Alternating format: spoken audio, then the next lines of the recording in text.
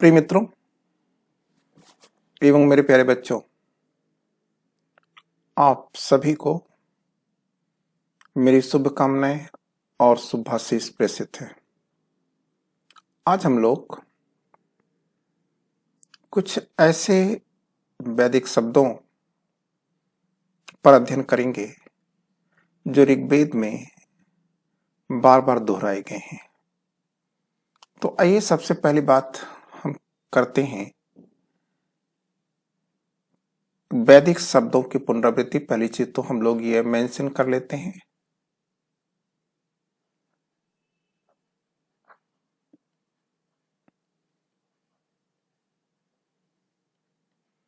तो देखते हैं वैदिक शब्दों की पुनरावृत्ति।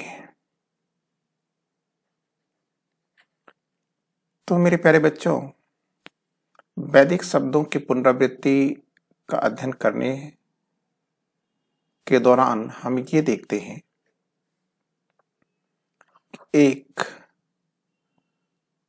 राजा का उल्लेख ऋग्वेद में कितनी बार हुआ है। फिर ये देखते हैं कि राज्य का उल्लेख कितनी बार हुआ है। फिर देखते हैं राष्ट्र का उल्लेख कितनी बार हुआ है।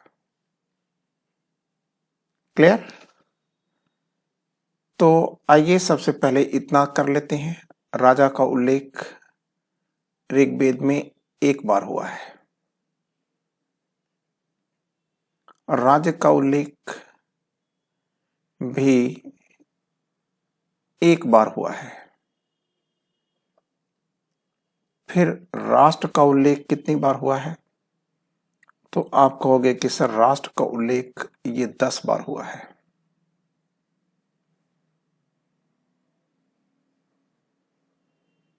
दस बार। फिर इसके साथ साथ हमको याद रखना है कि गंगा का उल्लेख ऋग्वेद में कितनी बार हुआ है। गंगा का उल्लेख तो आप कहोगे कि गंगा का उल्लेख सर एक बार हुआ है। ठीक है। पृथ्वी का उल्लेख भी एक ही बार हुआ है।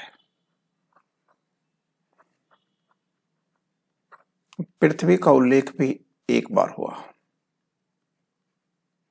ठीक है। फिर इसके साथ हमको एक बार में यह भी जानना है कि छठा वैश्य का उल्लेख और शूद्र का उल्लेख भी ऋग्वेद में कितनी बार हुआ है? एक बार हुआ है। तो हमने देखा एक चीज,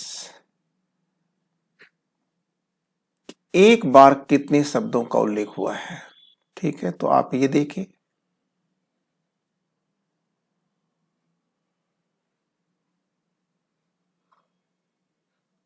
ठीक है। अब हमारे सामने जो अगली बात आती है कि अनेक बार किसका किसका उल्लेख हुआ है। तो आइए देखते हैं।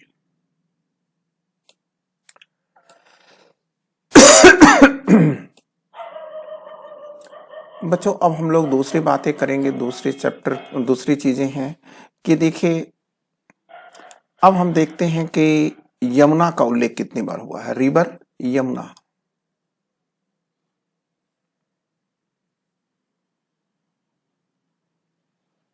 यमुना का उल्लेख कितनी बार हुआ है?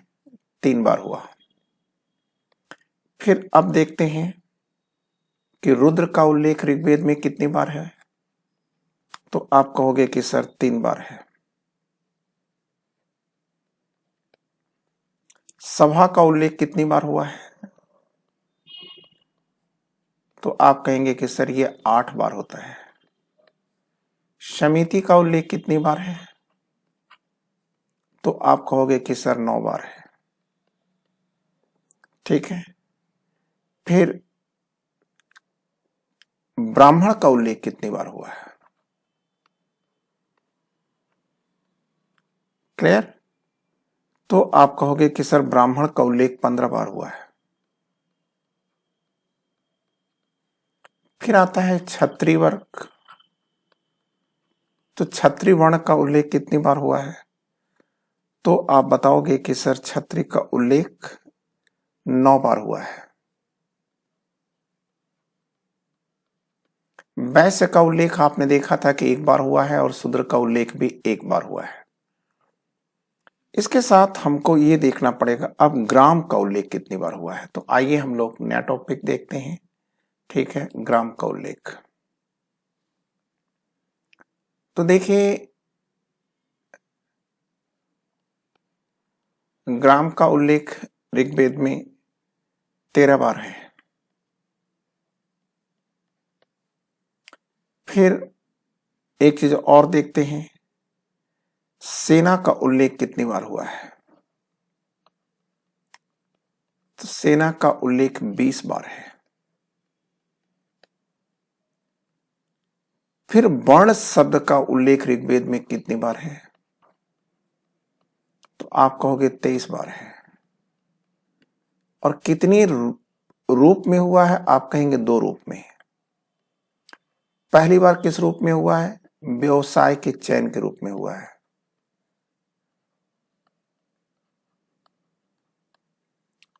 और नहीं, मैं गलत बोल गया, व्यवसाय का चयन ये दूसरी बार हुआ है। और पहली बार अगर आपसे पूछा जाए कि पहली बार किस रूप में हुआ है, तो आप कहोगे रंग के रूप में हुआ। मैं पुनः यहां आपको याद दिला दूं कि वर्ण का उल्लेख 23 बार तो है, लेकिन पहली बार रंग के रूप में हुआ और दूसरी बार व्यवसाय के चयन के रूप में हुआ है। ठीक है, कृषि का उल्लेख। तो कृषि का उल्लेख ऋग्वेद में कितनी बार हुआ है।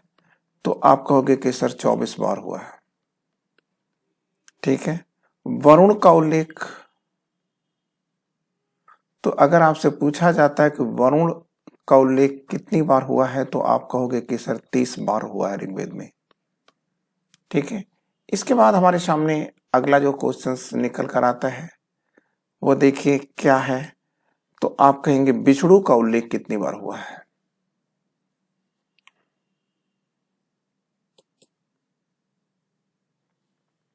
तो आप याद रखना कि बिछड़ू का उल्लेख 100 बार हुआ है। 100 बार। बच्चों, इसके साथ साथ विदथ का उल्लेख कितनी बार हुआ है। विदथ का उल्लेख 122 बार है। फिर सोम का उल्लेख कितनी बार हुआ है। तो आप कहोगे कि सर 144 बार हुआ है। ठीक है, विष का उल्लेख कितनी बार हुआ है। तो आप बोलोगे कि सर विष का उल्लेख 170 बार हुआ है। ठीक है, जन का उल्लेख 275 बार हुआ है। क्लियर। गाय का उल्लेख कितनी बार हुआ ऋग्वेद में। तो आप कह देना कि 176 बार हुआ है सर। फिर इसके बाद अग्नि का उल्लेख कितनी बार हुआ है। तो आप बोलोगे कि सर 200 बार अग्नि का उल्लेख हुआ है। ठीक है, अब अगला पॉइंट देखते हैं। तो अगला पॉइंट हमारे सामने आएगा कि मां का उल्लेख कितनी बार हुआ है। मां या माता का उल्लेख कितनी बार हुआ है। 234 बार हुआ है। इसके साथ साथ पिता का उल्लेख कितनी बार हुआ है। तो आप बोलोगे कि 235 बार हुआ है सर। ठीक है, फिर इसके साथ इंद्र का उल्लेख कितनी बार हुआ है। तो ये 250 बार हुआ है।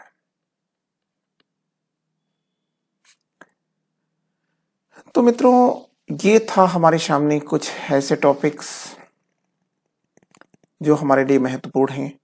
इसके साथ साथ हम थोड़ी सी चर्चा आपके सामने एक पॉइंट का और करेंगे, वो आएगा ऋग्वेद के मंडल। तो आइए जरा देखते हैं ऋग्वेद के मंडल में चर्चा करते हैं। तो आप कहना कि सर ऋग्वेद में कुल कितने मंडल है? 10 मंडल है। क्लियर? इसमें सबसे बड़ा मंडल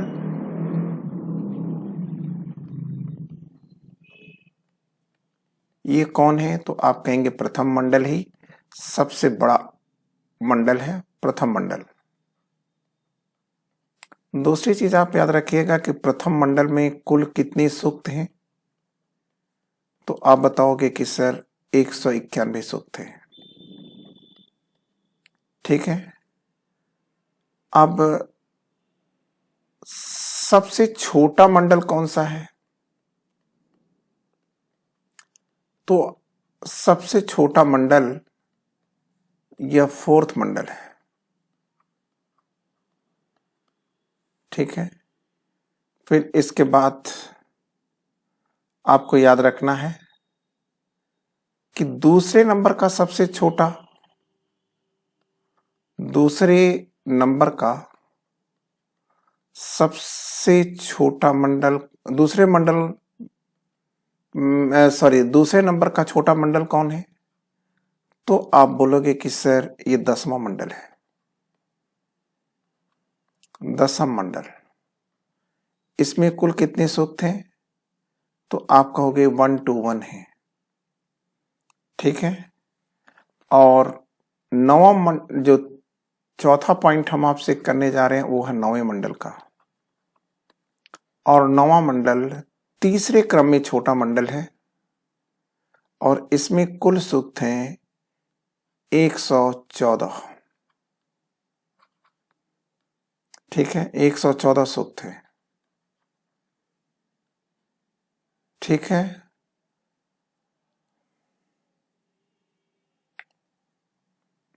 अब बच्चों हमको कुछ चीजें और यहां जानना है। वो ये जानना है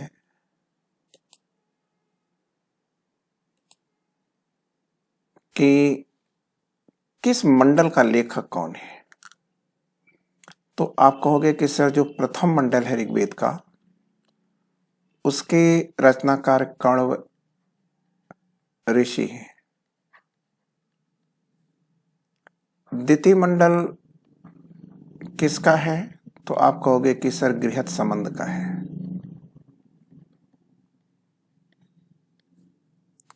तृतीय मंडल ये विश्वामित्र का है। और आपको याद रखना है कि गायत्री मंत्र का पहला प्रयोग तीसरे मंडल में ही है। और चतुर्थ मंडल की बात करते हैं आप, चतुर्थ मंडल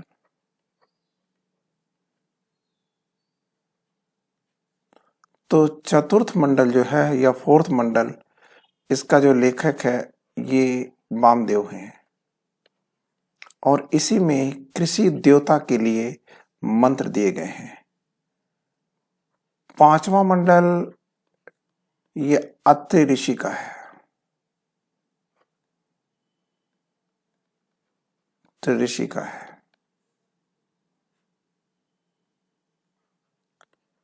6ठा मंडल के जो लेखक हैं वो हैं भारद्वाज।